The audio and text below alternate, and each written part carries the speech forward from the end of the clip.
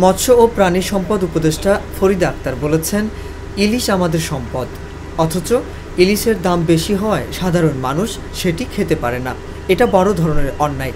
এই অন্যায় থেকে আমরা কিভাবে পরিত্রাণ পেতে পারি সেই চেষ্টা করতে হবে। ইলিশ আমাদের সম্পদ, অথচ আমাদের মানুষরা এটার দাম বেশি হওয়ার কারণে, এমন না যে এটা পাওয়া যাচ্ছে না শুধু এই কারণে না, পাওয়া হয়তো কম যাচ্ছে, কিন্তু দাম বেশি হওয়ার কারণে সাধারণ মানুষ খেতে পারে না। এটা বড় ধরনের অন্যায়।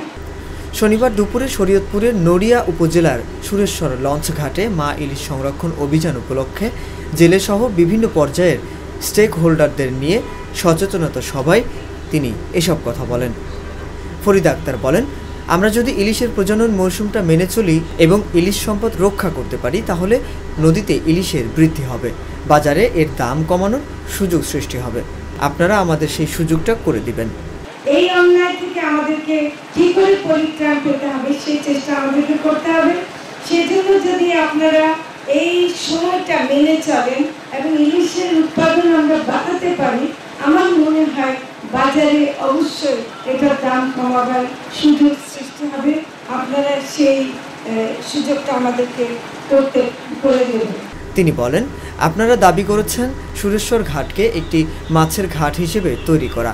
আমি কথা দিচ্ছি, বিএফডিসির সঙ্গে কথা বলে এই সুরেশ্বর ঘাটকে একটি মৎস্য অবতরণ কেন্দ্র হিসাবে গড়ে তোলা হবে।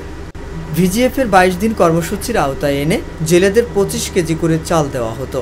আমরা সেখানে জেলেদের জন্য 30 কেজি করে চাল দেওয়ার ব্যবস্থা করছি।